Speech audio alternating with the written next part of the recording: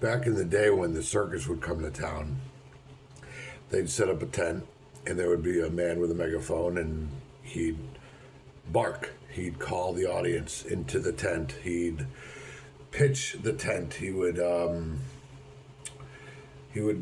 bark. He would call the people in. He would bring the people in. He would bring them into the building. He would bring them into the tent. He would sell what's in the tent without showing them what's in the tent. And they'd pay their nickel. They'd go in the tent. They'd see the guy bite the head off a chicken. They'd see the fat lady. They'd see the bearded whatever. They'd see the lizard man. And they got their 3 cents, you know? And in today's world, and that had been going on with cable too, with pay-per-view, the Barker channels, they'd call it. So it would be a pay-per-view event, say like a wrestling event or a boxing event. And there would be, the TV guide ticker, and then there'd be a little square up in the top left corner. And they would show boxers talking shit, or they would show wrestlers talking shit, or they'd show maybe like a short match, a 5-minute match, just to bring the people into the cable pay-per-view, and the people would buy the pay-per-view to see more of what they saw on the Barker channel. Then once they have their $29.95, then they put on the show. So in today's world, one duo, one act that, in my opinion, is as committed in 2025 that Kiss was back in the late 70s and that Insane Clown Posse was in the 90s. They're as committed to being a spectacle, to calling the people in and then getting the click on their music. Now they listen to the music, they got the click, they got the royalty. That is, and there are these two kids out of Florida named the Island Boys.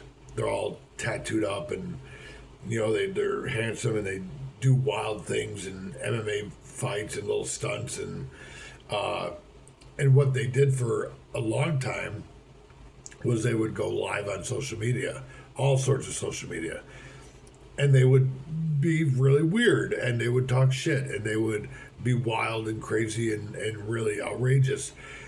And usually, 9 times out of 10, the same person that was watching them on live would click on their music. It's genius. It's the Island Boys philosophy. It's the Carnival Barker philosophy. It's the Cable Barker philosophy. And I've actually done that for a long time, for 20 years. It was like, on public access, it was like, be outrageous as you possibly can to get media attention, so they focus on our public access channel so we can sell tickets to our pro wrestling show. And we'd pitch, we'd plug the pro wrestling show that was in Waterbury, and we'd plug it in Harford County, and people would go and, or whatever, you just bark, you sell it, you yell, you scream, you hoot, you holler, you be obnoxious. So then they find out what you're really about, which is putting on a wrestling show.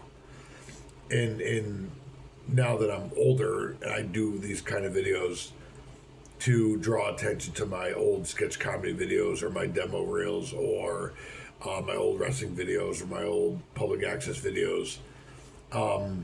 Obviously, I don't have money in this. I don't have skin in the game. I'm kind of just doing this to do it. But it's interesting to see. It was interesting to see Insane Clown Posse do it back in the 90s, but it's really interesting to see young guys like that really get it, and really be committed and really get the thing, And that's very important, because that's as old school as you get. The Island Boys and what they do and their business model is as old school as you can get. And I'm talking like 200 years old. I'm not talking like back in the 90s or anything. No, I'm talking like legit old school, like back old school Carnival Barker, P.T. Barnum type shit. And if they didn't, and they, with the tattoos and the hair, and, they know what they're doing. And they call the people into their music profiles, and they make money. That's how you do it. It's genius.